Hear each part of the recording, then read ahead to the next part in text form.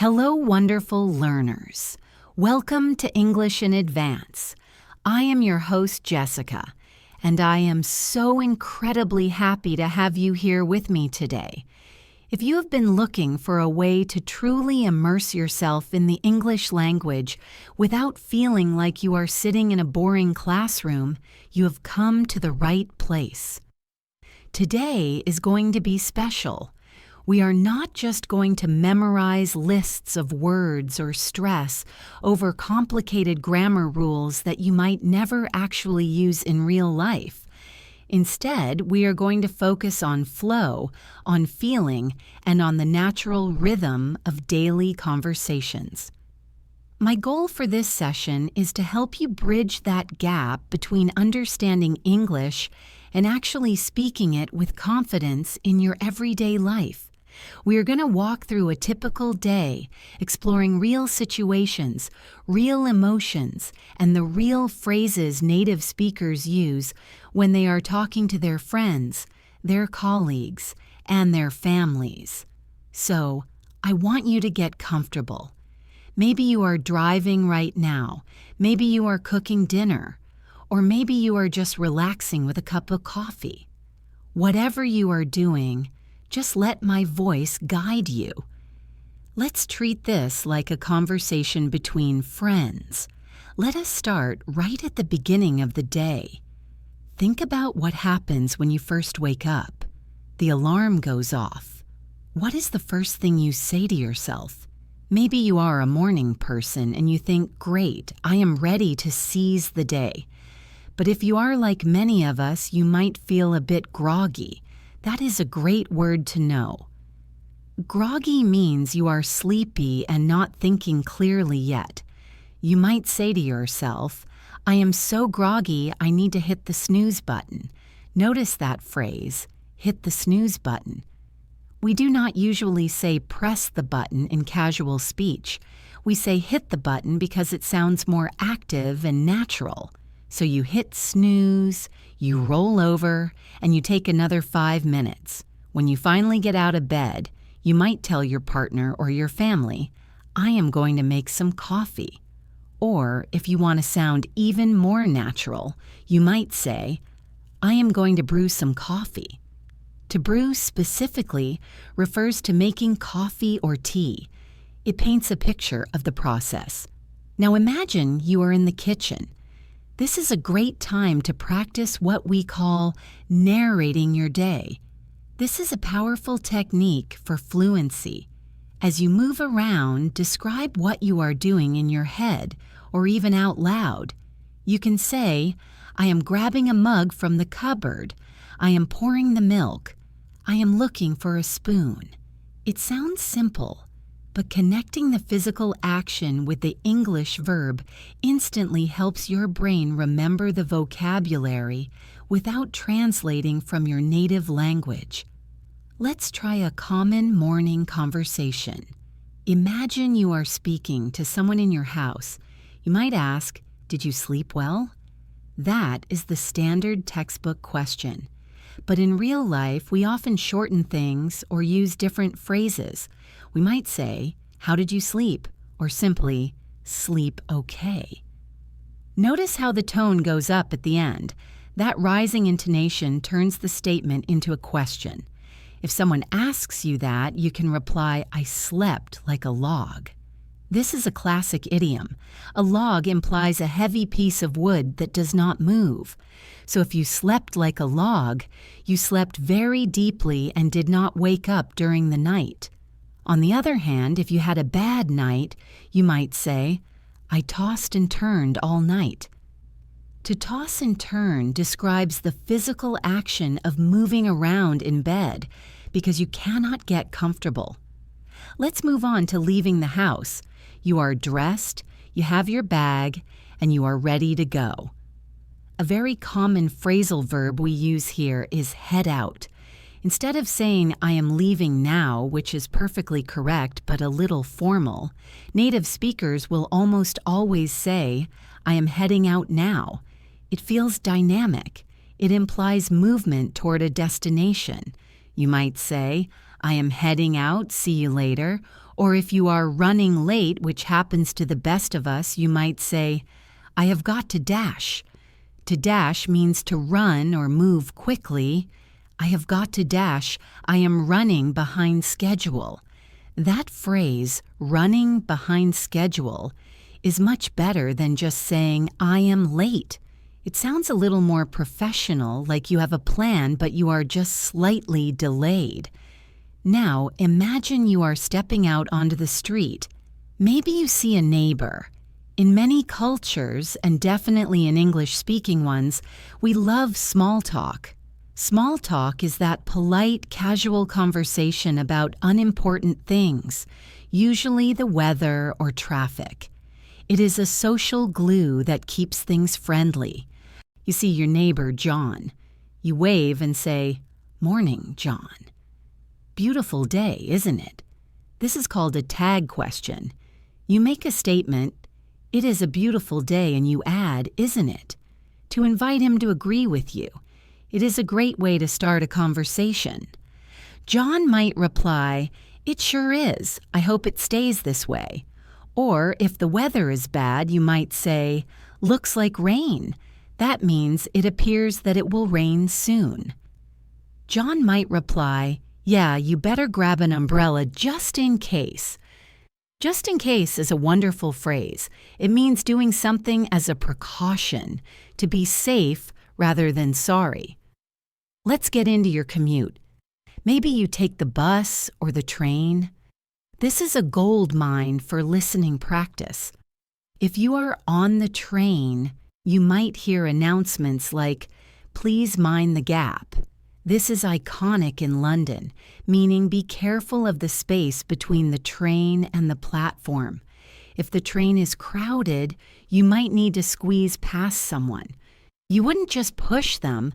You would use polite language. You would say, Excuse me, could I just squeeze past?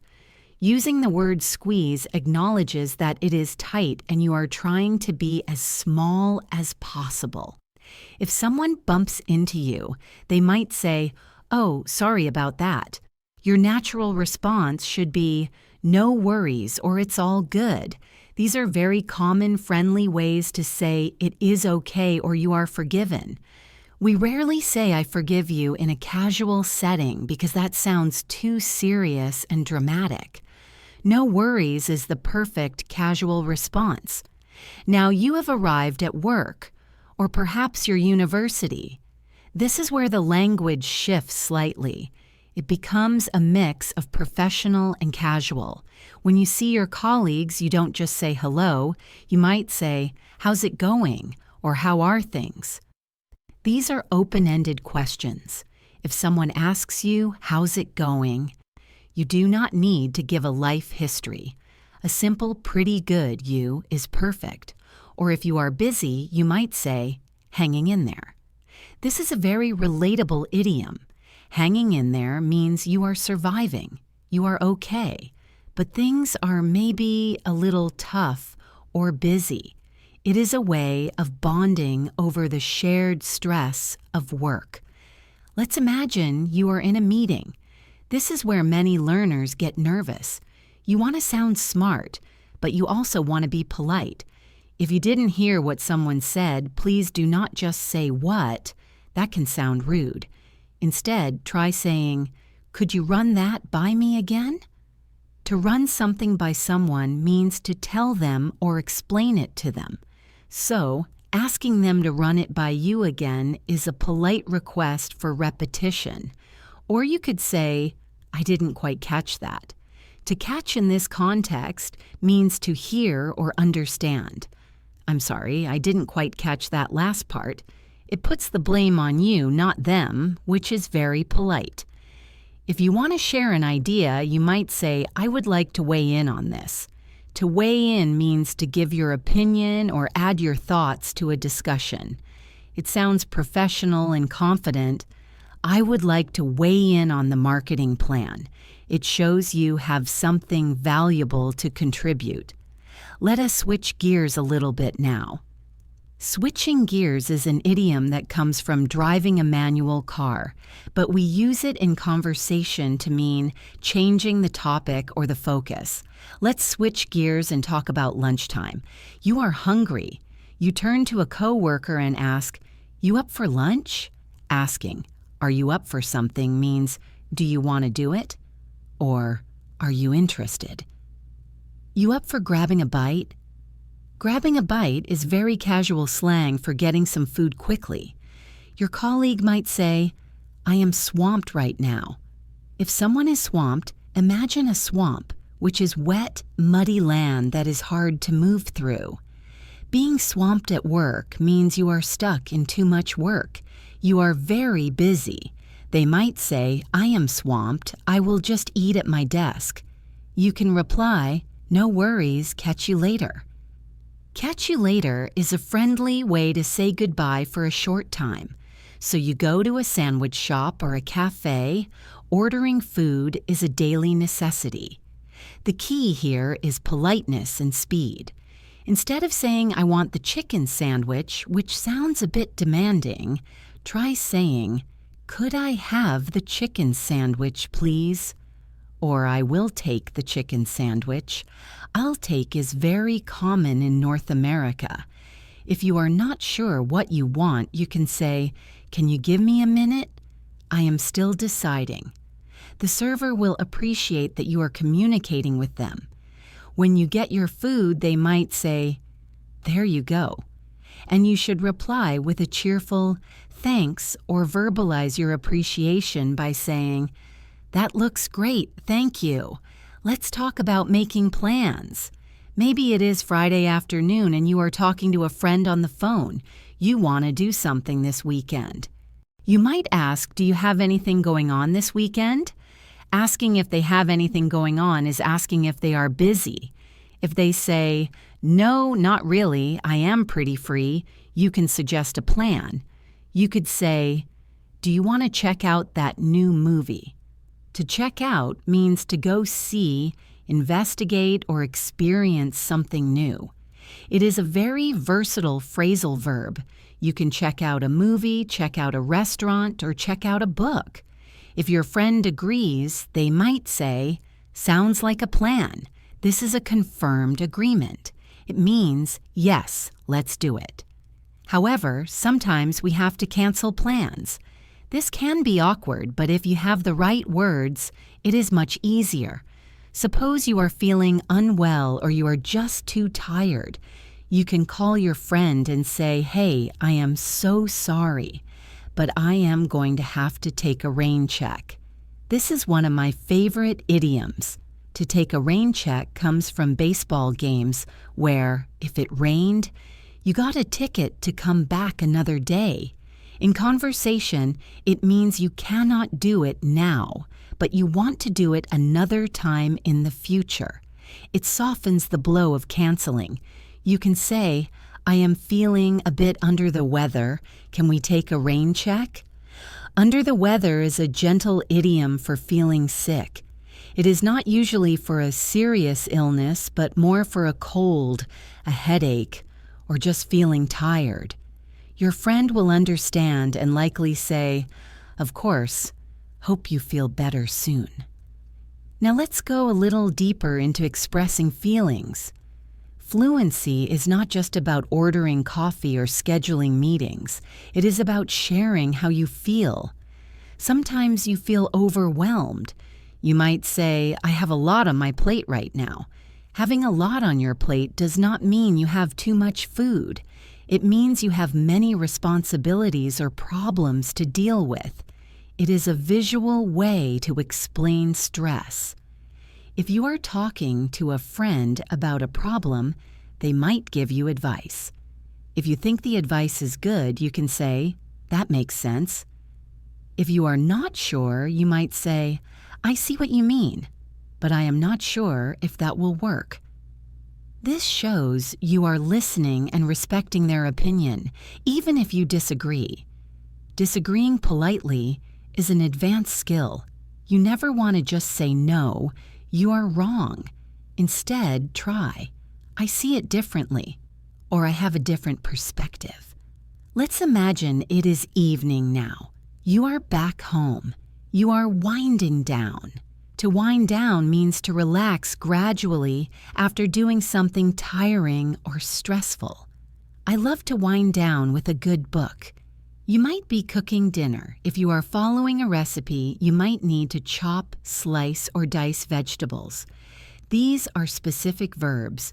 Chopping is cutting into rough pieces. Slicing is cutting into thin, flat pieces. Dicing is cutting into small cubes. Learning these specific action verbs makes your English much more precise. While eating dinner, perhaps you are talking to your family about their day. You ask, what was the highlight of your day? The highlight is the best part. It is a positive way to encourage conversation. After dinner, maybe you watch some TV or browse the internet. You might come across something funny and want to share it. You can say, "You have got to see this." This phrase, "have got to," expresses strong recommendation. You have got to hear this song. You've got to watch this show. It shows enthusiasm. If you are tired and ready for bed, you can use the idiom hit the hay or hit the sack. Both mean to go to bed. You can say, "I am exhausted, I am going to hit the hay." It sounds native and playful. I want to pause here for a moment and talk about the mindset of learning. Listening to this script is fantastic practice, but you need to be active. When I use a phrase like hit the hay or take a rain check, pause and say it out loud. Mimic my intonation. English is a rhythmic language. It has ups and downs, loud parts, and quiet parts. If you speak like a robot, people might understand you, but you won't feel fluent. Feel the music of the sentence. For example, listen to the difference between "I am going to the store" and "I'm gonna run to the store." The second one flows. Gonna is the natural reduction of going to. We use it constantly in spoken English. I'm gonna, you're gonna, we're gonna. Don't be afraid to use these reductions. They help you speak at a natural speed. Another key aspect of fluency is using filler words correctly. Now, you don't want to use too many, but using them naturally gives you time to think. Words like, well, actually, and like. For instance, if someone asks you a difficult question, instead of sitting in silence, you can say, "Well, that is a good question. Let me think about that for a second." The word "well" acts as a bridge. It keeps the conversation flowing while your brain searches for the answer. Or you can use "actually" to correct a misconception. If someone says, "You are from London, right?" You can say, "Actually, I am from Manchester." It is a soft way to correct someone without being abrupt. But life isn't just about the smooth daily routine. Sometimes we face little hurdles or complex situations that often make learners feel a little nervous. We are going to explore handling problems, making appointments, socializing with friends, and expressing your opinions clearly. These are the moments where fluency really shines, not because you know the biggest words, but because you know exactly how to handle the situation with grace and confidence. Let us imagine a scenario that happens to everyone eventually. You have bought something from a store, maybe a new shirt or a gadget, and you realize it is broken or it does not fit. You need to return it. This can be intimidating because you have to complain, but in English, complaining is an art form. We do not usually walk in and shout. We are polite but firm. You walk up to the counter and say, "Excuse me, I would like to return this item." Notice the phrase "would like." It is much softer than "I want." The clerk might ask what is wrong with it. You can say, "It is defective." Defective means it is not working properly. Or, if it is clothing, you might say, "It doesn't fit quite right. It is a little too snug." Snug means tight. If you want your money back, you ask for a refund. If you want to swap it for a different size or color, you ask for an exchange. So you might say, "Could I get a refund?" or "Is it only store credit?" Store credit means you have to spend the money in that specific store. Knowing the difference between a refund and an exchange saves you a lot of confusion at the counter. Now let's move from the store to the telephone. Many of my students tell me that talking on the phone is the scariest part of learning English because you cannot see the other person's face or read their lips. But do not worry. We have scripts for this. Let's say you need to make an appointment with the dentist or a doctor. You dial the number. When they answer, you say, "Hello, I would like to schedule an appointment, please." They might ask, "When are you available?" This is a key question. It means, when are you free? You can answer, "I am free on Tuesday mornings," or "Any time after 3 o'clock works for me." If they offer you a time that does not work, do not just say no. Say, "I am afraid I can't make that time. Do you have anything later?" The phrase "I am afraid" is a polite filler we use when giving bad news or refusing something. It doesn't mean you are actually scared. It just softens the rejection. If it is urgent, you can ask, "Do you have any openings sooner?" Or "Could you put me on the waiting list in case of a cancellation?" This shows you are eager and flexible. Let's switch gears to something more fun. Socializing. You are meeting a friend you have not seen in a long time. The classic phrase here is "long time no see."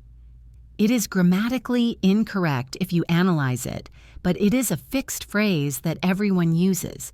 You give them a hug and say, "How have you been?" or "What have you been up to?" If you want to know their recent news, you can say, "Fill me in." To fill someone in means to give them all the details they missed.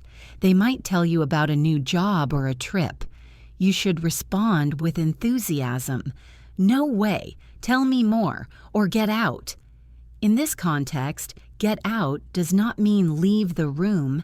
It is a slang way of expressing shock or disbelief, similar to saying, "You are kidding me." Now imagine you are at a restaurant with a group of friends. The meal is finished, and the waiter brings the bill, or the check, as they say in America. This can sometimes be an awkward moment if you do not know the customs. If you want to pay for everyone as a gift, you say, "It is on me," or "I have got this." If you want to pay only for what you ate, you suggest, "Let's split the bill." There is another idiom for this called going Dutch. If you say, "Let's go Dutch," it means everyone pays for their own share. It is very common and acceptable. If the service was good, you need to leave a tip. You might say, "Let's leave a 20% tip. The service was top-notch." Top-notch is a fantastic adjective. It means excellent, of the highest quality. On the other hand, if the food was cold or the waiter was rude, you might say, "The service left a lot to be desired." This is a very polite, advanced way of saying it was bad. It means you expected much more than you got. Let us talk about hobbies and interests. When you are getting to know someone, you want to move past the weather talk. You might ask, "What do you do for fun?" or "How do you spend your weekends?" If someone asks you this, avoid saying just, "I like watching TV." Try to be more descriptive. You can say, "I am really into cooking."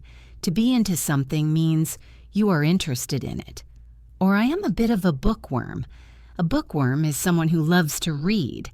If you love movies, you are a movie buff. If you love food, you are a foodie.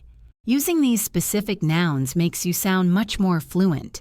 You might say, "I am a total foodie. I love hunting for hidden gems in the city." A hidden gem is a great place, like a restaurant or a park, that not many people know about yet. It is special and unique. Speaking of cities and travel, let's imagine you are giving directions or describing your hometown. If a tourist stops you and asks, "Is the museum far?" you can say, "No, it is a stone's throw away." This idiom means it is very close. You could throw a stone and hit it. Or you might say, it is within walking distance. If it is complicated to find, you might say, "You can't miss it." That is reassuring.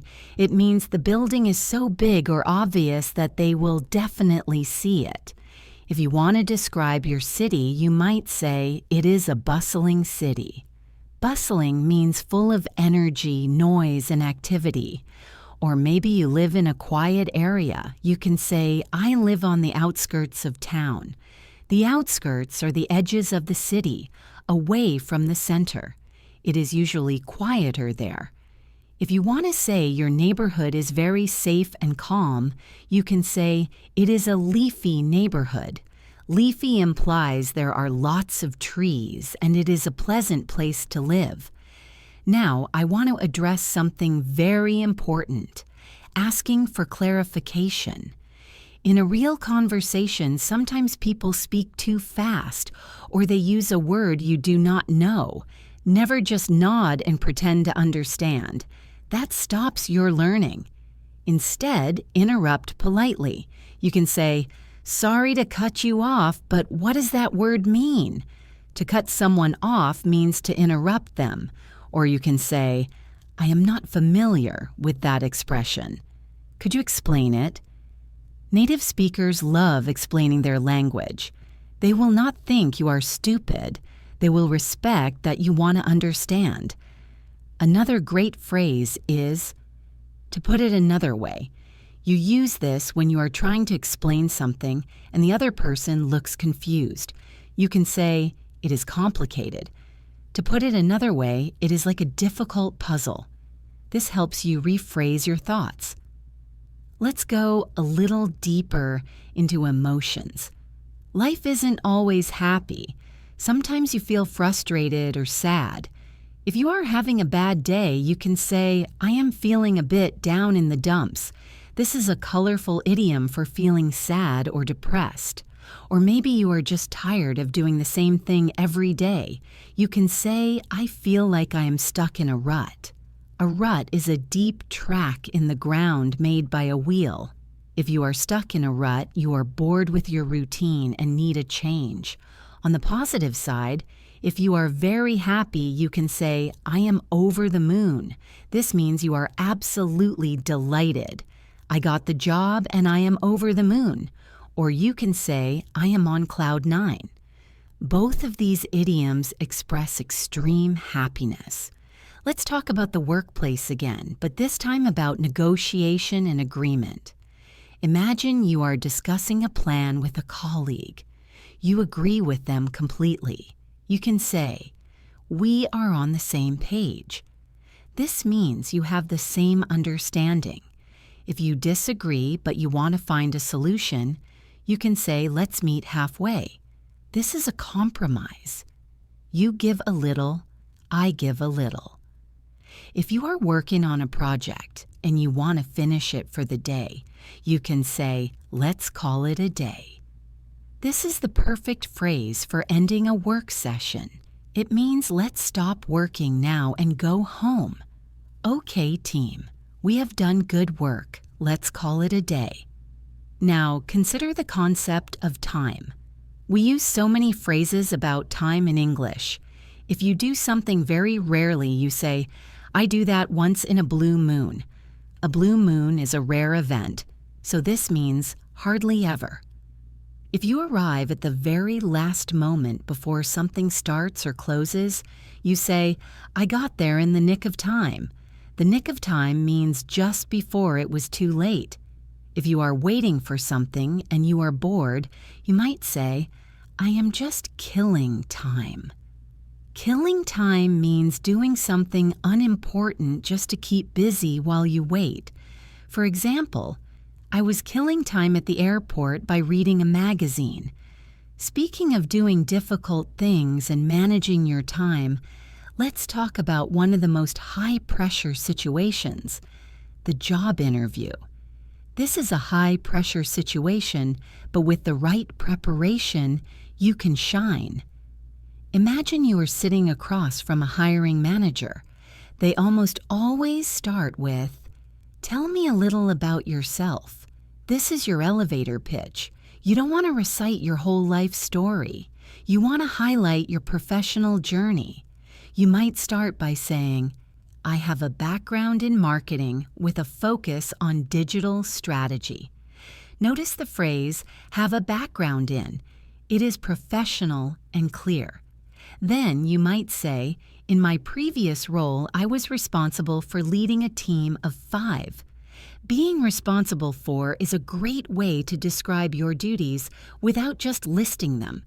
If you want to show you are a hard worker, you can say, "I thrive under pressure." To thrive means to grow or develop well. It means you do your best work when things are busy. Often, interviewers ask about your strengths. Instead of just saying, "I am hardworking," try using an idiom like, "I am a self-starter." A self-starter is someone who takes initiative and does not need to be told what to do constantly. Or you could say, "I pride myself on my attention to detail." This sounds sophisticated and confident. On the flip side, they might ask about a weakness. Never say, "I have no weaknesses." That sounds arrogant. Instead, be honest but positive. You could say, "Sometimes I can be a bit of a perfectionist, but I am learning to delegate more." To delegate means to give tasks to other people so you can focus on the big picture. If they ask why you want the job, you can say, "I am looking for a new challenge and I feel this company aligns with my values." To align with means to match or fit well with. Let's imagine you get the job and you are now in the office. You want to suggest a new idea. You shouldn't just say, "I have an idea." You can say, "I would like to bring something to the table." To bring something to the table means to contribute something of value. If your boss likes the idea, they might say, "Let's run with it." To run with it means to proceed or take action on the idea. If the project is starting immediately, they might say, "We need to hit the ground running." This idiom means to start working very hard and effectively right from the beginning. And if you need to talk to your boss later, you can say, "Can we touch base later this week?" To touch base is a classic business idiom meaning to make contact or briefly update someone. Now, let's leave the office and go on vacation. Travel vocabulary is essential because when you are traveling, you often need to communicate quickly and clearly. Picture yourself at the airport. You walk up to the check-in desk. The agent asks, "Are you checking any bags?" Checking a bag means putting it in the cargo hold of the plane. You might reply, "No, I just have a carry-on." A carry-on is the small bag you take with you onto the plane. They might ask, "Would you prefer a window or an aisle seat?" The aisle is the walkway between the seats. Note the pronunciation of aisle. The S is silent. It rhymes with pile. If you have a long trip, you might have a layover. A layover is a stop at an airport between flights. You might say, "I have a 3-hour layover in Dubai." When you arrive at your hotel, you go to the front desk to check in. You might ask, "Is breakfast included in the rate?" The rate is the price of the room. If you want a room with a nice view, you can ask, "Do you have any rooms overlooking the ocean?" Overlooking means having a view of. If the hotel is full, they might say, "I am sorry, we are fully booked." But if you are lucky, they might say, "We have upgraded you to a suite." An upgrade is when you get something better than what you paid for. When you are leaving the hotel, you check out. If you enjoyed your stay, you can tell the receptionist, "We had a wonderful stay." The hospitality was top-notch. Let's switch gears to the world of technology. We live our lives on our phones and computers, so we need the words to describe that experience. If your computer is working slowly, you can say, "My computer is lagging." Lagging means it is delayed or slow. If it stops working completely, you say, "My screen is frozen." The solution is usually to reboot. To reboot means to restart the system. If you are on a video call like Zoom or Skype and the connection is bad, you can say, "You are breaking up." This means the sound is cutting in and out. Or you might say, "The connection is a bit spotty." Spotty means inconsistent, sometimes good, sometimes bad. Social media has its own language too. If you look quickly through Instagram or Facebook, you are scrolling. I was just scrolling through my feed. If you see something you like, you might tag a friend. To tag means to link their name so they see it. If a video becomes very popular very quickly, we say it went viral. That video of the cat went viral yesterday. If you want to stop looking at your phone and relax, you might say, "I need to unplug for a while." To unplug literally means to take the plug out of the wall, but metaphorically, it means to disconnect from digital devices and enjoy the real world. Let's talk about a very domestic topic now: household chores and DIY. DIY stands for do it yourself. Maybe you have a problem in your house. A tap that drips water is a leaky faucet. You might say, "I need to fix that leaky faucet. It is driving me crazy." If the drain in your sink is blocked, you say, "The sink is clogged." You might need a plunger to fix it. If you are cleaning the house thoroughly, we call that a deep clean. I am going to do a deep clean of the kitchen this weekend. If your room is messy, you need to tidy up. To tidy up implies putting things back in their proper places, organizing rather than just scrubbing dirt. If you are renovating a house that is in bad condition, we call it a fixer-upper. We bought a fixer-upper and we are renovating it ourselves. It is a lot of work, but it is rewarding. I want to pause the vocabulary lesson for a moment and talk about a strategy for fluency called circumlocution. This is a big word, but the concept is simple. It means describing a word when you do not know the exact name for it. This is a survival skill. Imagine you are in a hardware store and you need a screwdriver, but you forget the word screwdriver. Do not panic. Describe it. You can say, "I need the tool that turns screws." It has a handle and a metal stick. The shop assistant will understand immediately and say, "Oh, a screwdriver." Never let a missing word stop your conversation. Use phrases like, "It is a thing used for," or "it looks like," or "it is similar to." This keeps the flow going and helps you stay confident even when your vocabulary has a gap. Let's practice this with feelings. Sometimes it is hard to find the exact emotion word. Maybe you are feeling a mix of happy and sad. You can say, "It is bittersweet." Bittersweet describes a moment that is happy, but also has a tinge of sadness, like saying goodbye to a friend who is moving away. It is a bittersweet moment, or maybe you are very surprised. You can say, "I was taken aback." To be taken aback means to be shocked or surprised, usually by something unexpected. "I was taken aback by his rudeness." Or, if you are very indecisive, you can say, "I am on the fence." Imagine sitting on a fence not knowing which side to jump down on. I am on the fence about accepting the job offer. While travel and work are important, we also need to take care of the body. Let's start with health and staying active. This is a very common topic of conversation. If you go to the gym, you don't just say, "I exercise." You might say, "I am going to work out." A workout is the session of exercise.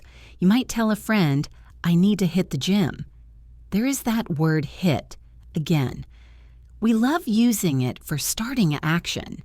When you first get to the gym, you need to warm up. This means doing light movement to get your blood flowing. If you lift heavy weights or run fast, the next day your muscles might hurt. We call this being sore. You can say, I can barely walk. My legs are so sore from yesterday. Or you might say, I am feeling the burn. That is a positive way to describe the pain of exercise. It means it is working. If you are trying to get into better physical shape, you can say, I am trying to get fit, or I want to get in shape. If you have been lazy for a while, you might admit, I am a bit out of shape. It happens to the best of us. Now let's talk about food in the context of health. We all love junk food, but sometimes we need to cut back. To cut back on something means to reduce the amount you consume. I need to cut back on sugar. If you decide to stop eating something completely, you say you are cutting it out. I am cutting out caffeine. A very popular phrase right now is watching what I eat. It implies you are being careful and choosing healthy options. I can't have dessert.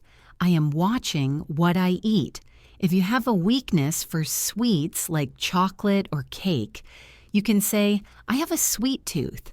I try to eat healthy, but I have a huge sweet tooth. It is a relatable and friendly way to explain your diet choices. Let's switch gears to entertainment. What do you do when you are relaxing at home?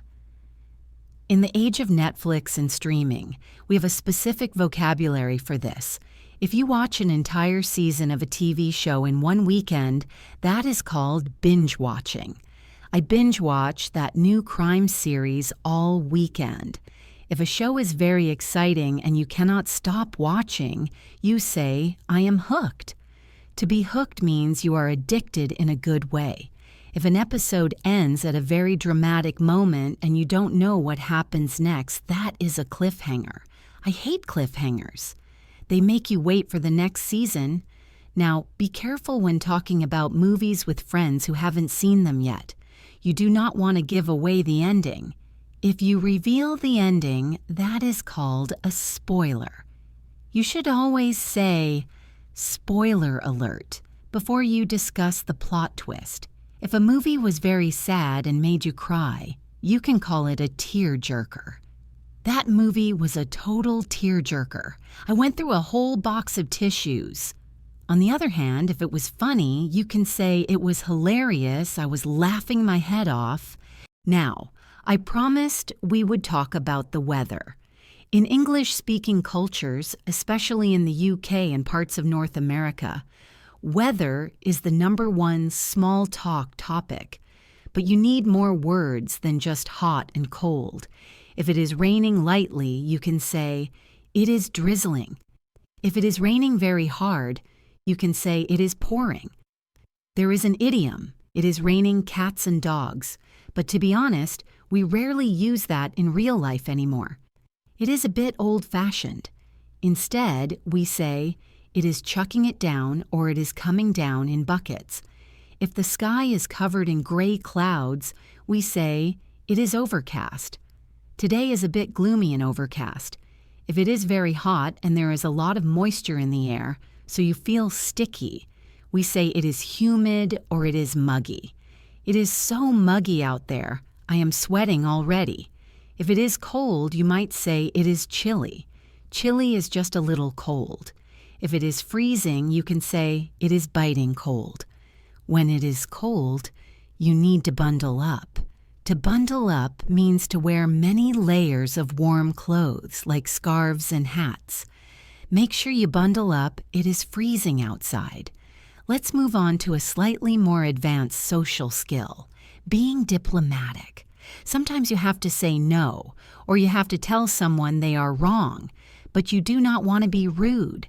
Instead of saying, that is a bad idea, you can say, I am not sure that is the best approach. It sounds much softer. Or you can say, "Have you considered?" And then suggest your idea. If someone invites you to a party and you don't want to go, don't say, "I don't want to go." Say, "I don't think I can make it." To make it means to attend. "I would love to come, but I don't think I can make it." This protects their feelings. If you made a mistake and you need to apologize, we talked about "I owe you an apology." You can also say, "I messed up." This is casual and honest. "I really messed up. Let me make it up to you." To make it up to someone means to do something nice for them to balance out the mistake. Let's talk about money again, but this time about spending habits. If you buy something very quickly without thinking, that is an impulse buy. We have all done it. You see a candy bar at the checkout and you buy it. That is an impulse buy. If you like to look at things in expensive shops but you have no intention of buying them, that is window shopping. I love window shopping on Fifth Avenue. If you are trying to spend less money, you can say, "I am on a budget. Sorry, I can't go to that fancy restaurant. I am on a tight budget right now." If you have absolutely no money, the slang term is broke. "I can't go out tonight. I am completely broke until payday." Now, I want to address a psychological hurdle called imposter syndrome. This is huge for language learners. Imposter syndrome is the feeling that you are a fake, that you don't really belong, or that people will discover you aren't good enough. You might feel this when you speak English with native speakers. You might think, "Oh no, my accent is bad. They know I am not fluent." Listen to me. This is a lie your brain tells you. Every person you speak to appreciates that you are trying. Do not let the fear of being an imposter silence you. You are a learner. You are supposed to make mistakes. It is part of the process. If you feel this way, take a deep breath and tell yourself, "I am learning and I am getting better every day." We try to keep things checking along smoothly, but as we all know, life is unpredictable. Sometimes you make a plan, but you don't know exactly how it will go. In English, we have a perfect phrase for this. We say, "Let's play it by ear." This doesn't mean using your ears to listen to music. It means we will decide what to do as the situation develops, without a strict plan. For example, if a friend asks, "Where do you want to eat dinner?" you can say, "I am not sure yet. Let's just walk downtown and play it by ear." It implies a relaxed, flexible attitude. Another similar phrase is, "Go with the flow." If you are a person who goes with the flow, you are easygoing. You don't get stressed when things change. You just adapt. However, sometimes things change because of a problem. Maybe you are stuck in a difficult situation. We have some great idioms for this. You can say, "I am in a pickle." It sounds funny. A pickle is a vegetable. But being in a pickle means you are in a messy or difficult situation. Or you can say, "I am in a bind." This implies you are stuck and need help. If you call a friend for help, you might say, "Hey, I am in a bit of a bind. Could you do me a huge favor?" This is a polite and effective way to ask for assistance. If you solve the problem quickly using your intelligence, we say you can think on your feet. Employers love this. In a job interview, you can say, "I am good at thinking on my feet." It means you react quickly and effectively to new challenges. Let's transition to a topic that affects us all: money. We talked about being broke before, but let's go deeper. If times are tough and you need to spend less money, we say we need to tighten our belts. Imagine pulling your belt tighter because you have less food. It is a metaphor for being frugal. We need to tighten our belts this month until I find a new job. We do this so we can make ends meet. To make ends meet means to have just enough money to pay for the things you need, like rent and food. Many people work 2 jobs just to make ends meet. It is a phrase that describes survival. Ideally, you want to save money for an emergency. We call this saving for a rainy day. A rainy day fund is money you keep safe just in case something bad happens, like your car breaking down. You might say, I am putting $50 a month into my rainy day fund. Now, let's talk about people. We often describe how people look, but how do we describe who they are inside? If someone is very practical, humble, and realistic, we say they are down to earth. I love Jessica. She is so down to earth. It is a huge compliment. On the opposite side, if someone is always dreaming and not paying attention to reality, we say they have their head in the clouds. He is a nice guy, but he has his head in the clouds. If someone is very kind and generous, we say they have a heart of gold. My grandmother has a heart of gold. She helps everyone. And if someone is very smart, we might say they are a sharp cookie. It is a cute, slightly informal way to say someone is intelligent and quick-witted. Social interactions can sometimes be awkward, especially when you meet new people. The first few minutes of conversation are crucial. We call this breaking the ice. If you tell a joke or ask a friendly question, you are breaking the ice. You might say, I tried to break the ice by asking about his dog. Sometimes there is a big problem that everyone knows about, but no one wants to talk about. We call this the elephant in the room. Imagine a giant elephant standing in your living room and everyone pretending it is not there. That is awkward. In a serious conversation, you might say, we need to address the elephant in the room. This shows you are brave and ready to solve the problem. Let's move on to phone etiquette again, but this time for business or formal calls. If you call a company and they put you on hold, music plays. When they come back, they might say, sorry to keep you waiting. You should reply, no problem at all. If the line is bad, you can say, you are breaking up. Can you repeat that? If the call gets disconnected, we say, we got cut off. I am sorry, we got cut off. My battery died. If you are trying to reach someone and they are not answering, you can say, I have been playing phone tag with him all day.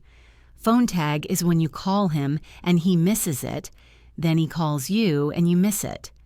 It is frustrating, but the phrase is fun to use. Now, I want to share some idioms about optimism. Life has ups and downs. When something bad happens, try to find the silver lining. The silver lining is the positive aspect of a bad situation. For example, I lost my job, but the silver lining is that now I can go back to school. We also have the phrase, a blessing in disguise. This is something that seems bad at first, but turns out to be good. Maybe you missed your train, but then the train broke down. Missing it was a blessing in disguise. These phrases help you express hope and resilience, which are very attractive qualities in a speaker. Let's talk about decision-making. Sometimes you have 2 difficult choices. We say you are between a rock and a hard place. It means neither option is good. I can't quit my job because I need the money, but I hate the work. I am between a rock and a hard place. Eventually, you have to make a decision.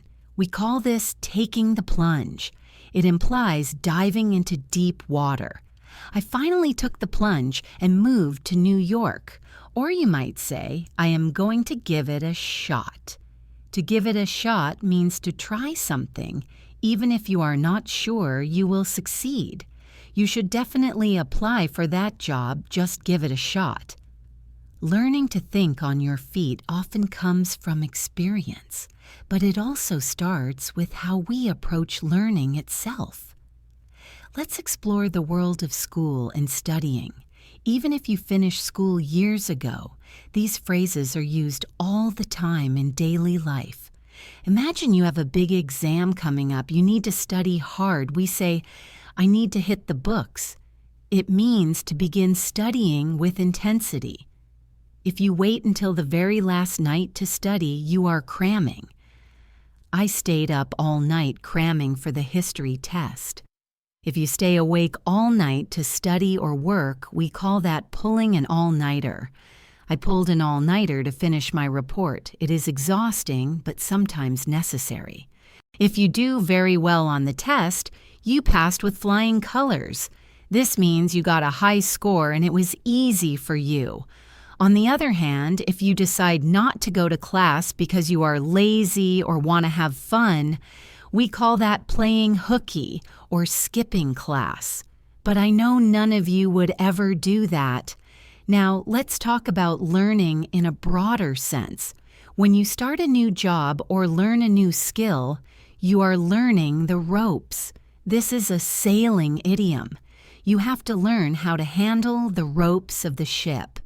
In the office, it means learning the basic procedures. It might take a few weeks to learn the ropes. During this time, you might make mistakes. We call this a learning curve. If the job is difficult at first, we say it has a steep learning curve. But don't worry, eventually you will get the hang of it.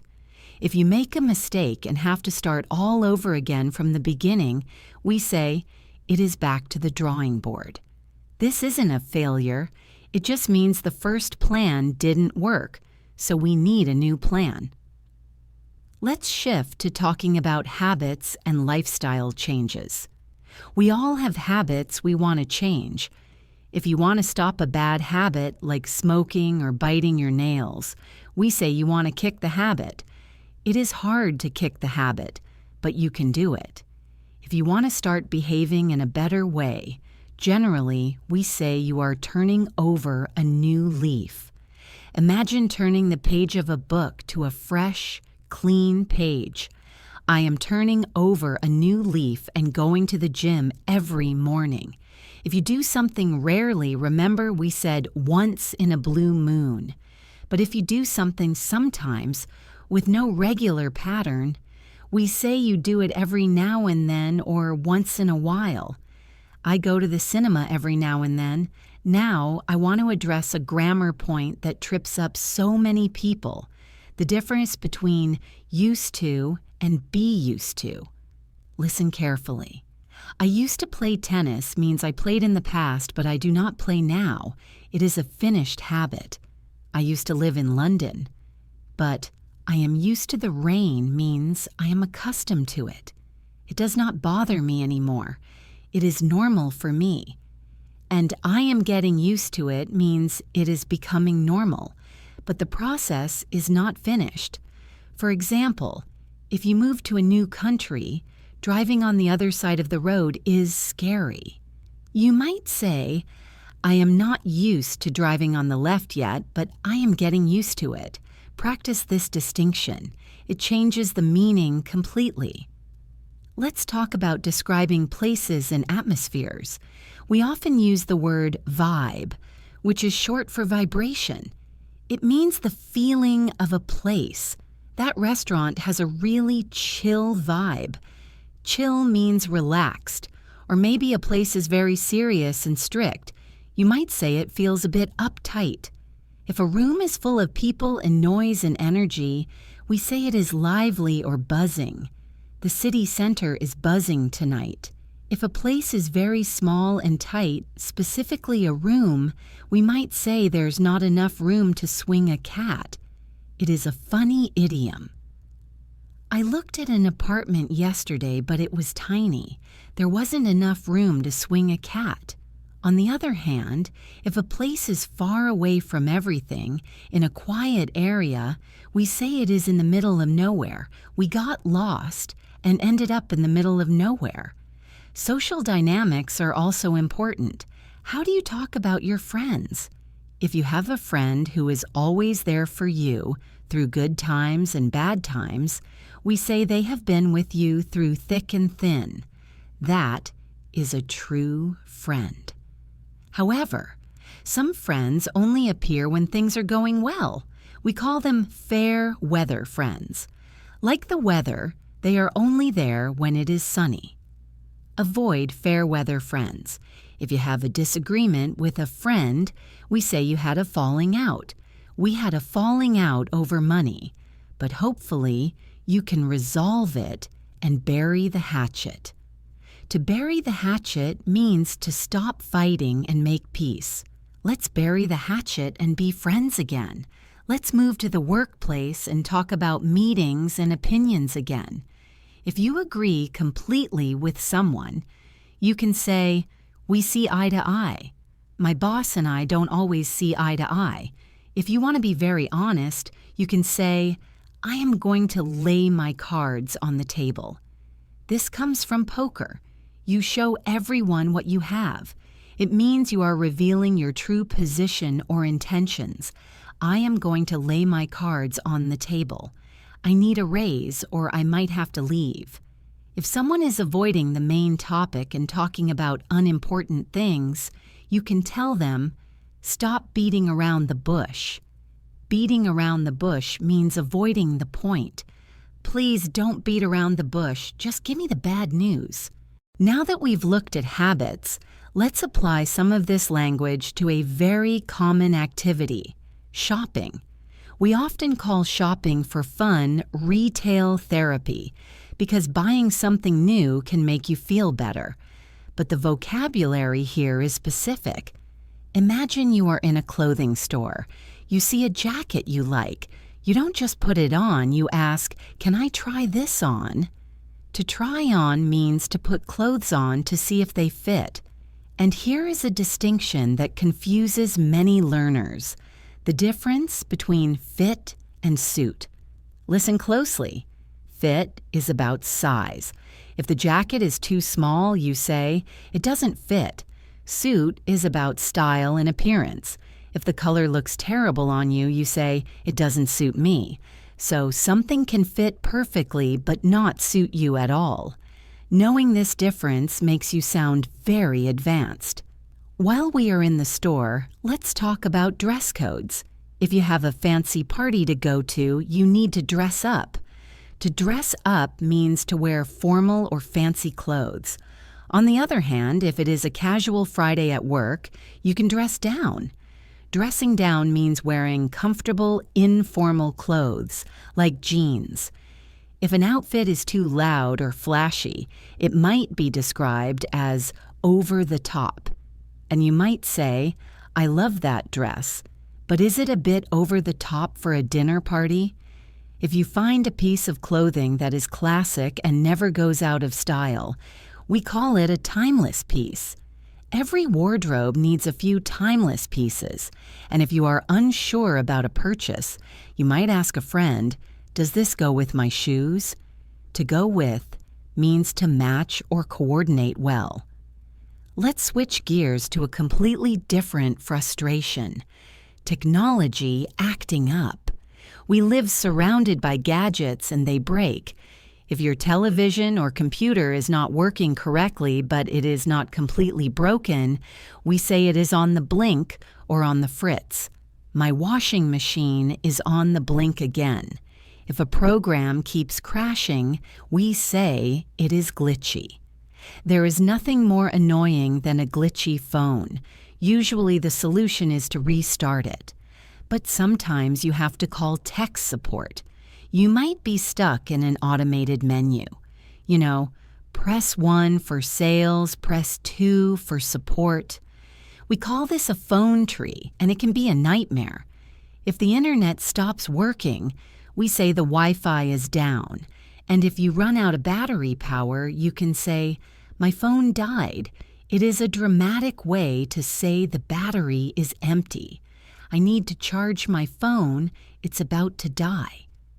Now let's talk about the art of persuasion and negotiation. Imagine you are trying to convince a friend to see a movie they don't want to see.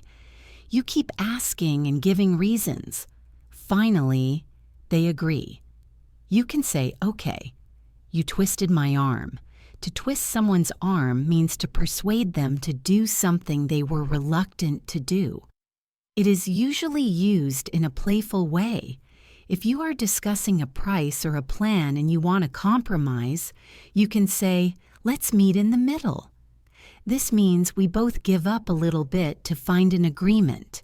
If someone presents an idea to you and you think it is perfect, you can say, "I am sold." This doesn't mean you have been exchanged for money. It means you are convinced. You don't need to say more, "I am sold." Sometimes you bite your tongue to be polite at social gatherings, which brings us to the fun world of parties and hosting. Imagine you receive an invitation to a wedding or a dinner party. At the bottom, it usually says RSVP. This is actually French, répondez s'il vous plaît, but in English, we use it as a verb. We say, "I need to RSVP by Friday." That means I need to tell them if I am coming or not. Sometimes the invitation allows you to bring a guest. We call this guest a +1. So you might ask, does the invitation allow for a +1? If you go to a party without being invited, which I don't recommend, it is called crashing the party. We crash the wedding reception for the free cake. At the party, there are different types of people. The person who is loud, funny, and entertaining everyone is the life of the party. On the other hand, the person standing quietly in the corner, too shy to dance or talk, is called a wallflower. Don't be a wallflower, go introduce yourself. Now imagine you are the host. You have guests in your home. The most important phrase you can use is, "Make yourself at home." This tells them to relax and be comfortable. If you offer them food or drink, you can say, "Help yourself." There is plenty of food in the kitchen. Just help yourself. If you are organizing a casual dinner where everyone brings a dish to share, we call that a potluck. Potlucks are very common in North America. It is great because the host doesn't have to cook everything. You might say, "I am hosting a potluck on Saturday. Bring your favorite dessert." Let's transition from home dining to restaurants. We talked about booking a table, but let's get specific about the food. These days, many people have dietary restrictions. If you cannot eat gluten, you are gluten-free. If you don't eat animal products, you are vegan. You need to tell the waiter clearly, "I have a severe allergy to peanuts. Please make sure there are no peanuts in this dish." If you are ordering a steak, they will ask how you want it cooked. You have options: rare, very red, medium rare, a little red, medium, pink, or well done, cooked all the way through. I personally like my steak medium rare. When the bill comes, if you want to pay for your friend as a gift, you can say, "It is my treat." This is a lovely phrase. Put your wallet away. It is my treat today. Now, let's switch gears to a more serious topic: health and describing pain. Sometimes saying, "I am sick," isn't enough. You need to be specific for the doctor.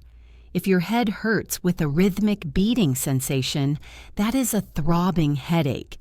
If it is a constant low-level pain, it is a dull ache. If it is sudden and very strong, like a knife, it is a sharp pain. I have a sharp pain in my lower back.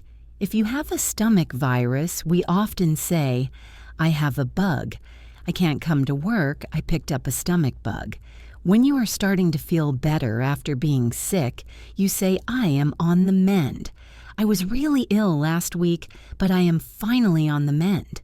And once you are completely recovered and back to your normal life, you can say, "I am back on my feet. It feels good to be back on my feet. If you go to the doctor for a checkup and everything is perfect, they give you a clean bill of health.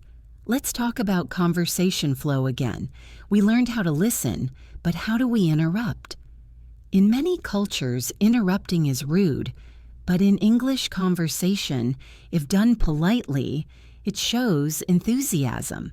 If someone is talking and you want to add a point, you can say, "Sorry to butt in," but to butt in means to enter the conversation. Or you can say, "Can I just jump in here for a second?" It sounds active and engaged. If you interrupt someone and then want them to continue, you say, "Sorry, go on," or "I didn't mean to cut you off, please continue." If you have an idea but someone else is talking, tell yourself to hold that thought. You can even say to a friend, "Hold that thought, I need to grab the door." It means, remember what we were talking about, we will come back to it. Let's explore the concept of effort. If you try very, very hard to do something, we say you bent over backwards. I bent over backwards to help him get that job. It implies you made a huge, perhaps uncomfortable effort. If you are working too hard, staying up late and waking up early, we say you are burning the candle at both ends. You look exhausted. You have been burning the candle at both ends. You need to rest. On the other hand, if you are doing something with very little effort because you are lazy, we say you are half-hearted. He made a half-hearted attempt to clean the room. Always try to be wholehearted, not half-hearted. We hope to avoid close calls in our relationships, but sometimes disagreements are inevitable. Let's talk about conflict resolution. Disagreements happen. Whether it is with a spouse, a friend, or a colleague, knowing how to argue respectfully in English is a superpower. If you feel someone is wrong, don't say you are wrong. That shuts down the conversation. Instead, say, "I see where you are coming from, but I view it differently." We talked about this before, but let's go deeper. If the argument is getting heated, you can say, "Let's take a breather." A breather is a short break to calm down. If you realize you made a mistake during the argument, admit it quickly. Say, "I stand corrected." This means I accept that I was wrong. It is very formal and dignified. If you want to end the argument because you will never agree, you can say, "Let's agree to disagree." This is a peaceful way to stop fighting without changing your mind. Now, let's talk about apologies. A simple sorry is okay, but sometimes you need more. If you hurt someone's feelings, say, "I didn't mean to hurt you." If you were rude, say, "That came out wrong." This implies that your intention was good, but your words were bad. If you want to ask for forgiveness in a serious way, you can say, "I hope you can find it in your heart to forgive me." That is very poetic and emotional. On the flip side, if someone apologizes to you and you want to accept it, you can say, "Water under the bridge." This idiom means the problem is in the past and flows away like water. It is forgotten. "No hard feelings" is another great phrase. It means I am not angry anymore. Let's switch to a high-energy topic, sports and competition. Even if you hate sports, you need these idioms because we use them in business and life constantly. If you are starting a project, you want to get the ball rolling. This means to start the process. Who is going to get the ball rolling on the marketing plan? If you are watching a competition and it is very close, we say it is neck and neck. The two candidates are neck and neck in the polls.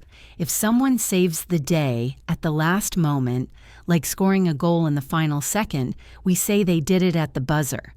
If you are changing the rules of a situation unfairly, we say, "You are moving the goalposts." My boss keeps moving the goalposts, so I can never finish the project.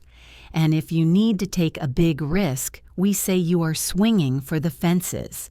This comes from baseball, trying to hit the ball as far as possible. Now, let's engage your senses. Describing sounds. If a sound is very loud and hurts your ears, it is deafening. The music at the concert was deafening.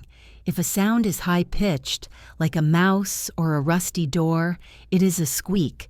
The door squeaks when you open it. If something falls into water with a loud noise, it is a splash. If a sound is very low and deep, like thunder or a hungry stomach, it is a rumble. My stomach is rumbling, I need lunch.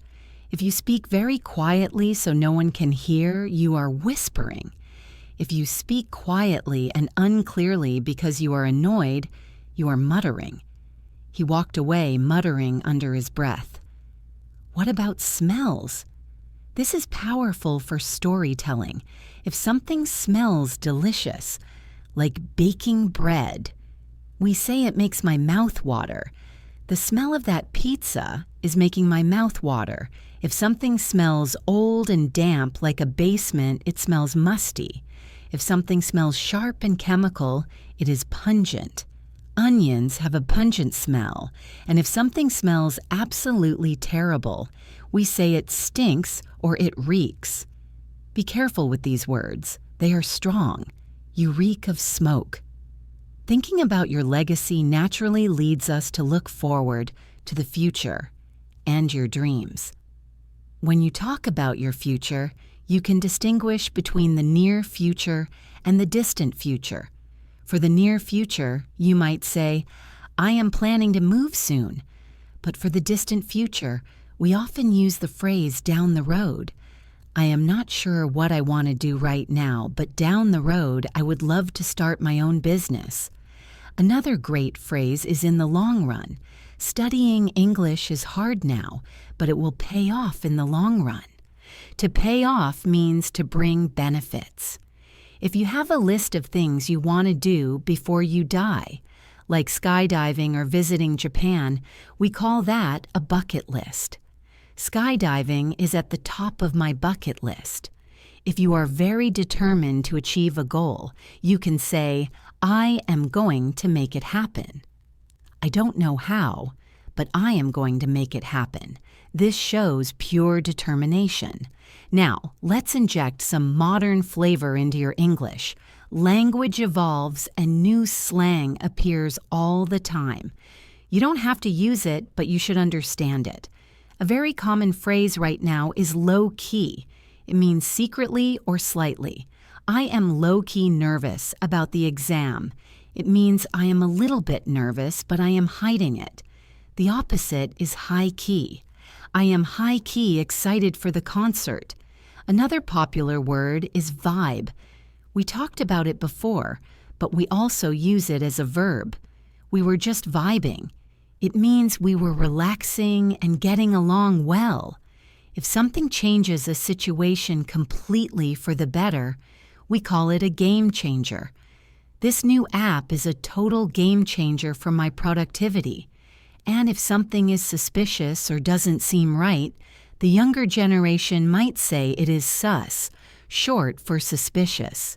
That deal looks a little sus to me. Using these words sparingly can make you sound very connected to modern culture. Let's talk about wisdom and reflection. As we look back on our lives, we often learn lessons. There's a famous saying, hindsight is 20/20. 20/20 refers to perfect vision. This idiom means it is easy to see what you should have done after the event has happened. I shouldn't have bought that car, but hindsight is 20/20. If you want to advise someone not to risk everything on one plan, you say, don't put all your eggs in one basket.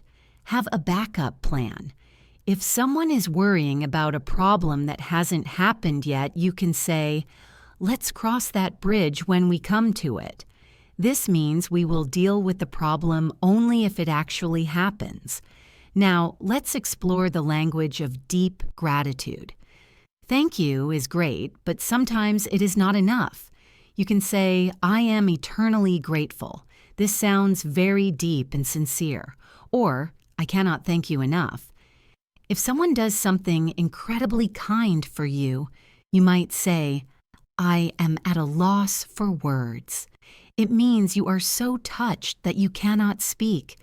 If you want to express that you owe someone a favor, you can say, I owe you big time. Thanks for helping me move house. I owe you big time. And if you appreciate someone's presence in your life, you can simply say, I don't know what I would do without you. That is one of the most beautiful things you can say to a friend or partner. I want to leave you with a metaphor. Learning a language is like planting a garden. You plant the seeds, the vocabulary. You water them, the listening practice. You give them sunlight, the speaking practice. Sometimes it looks like nothing is happening.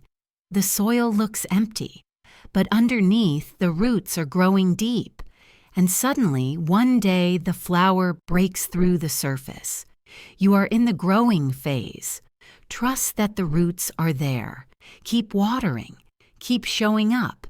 The flowers are coming. As we close this extensive guide, I have a very special request. If this content has helped you, if it has given you confidence, please share it.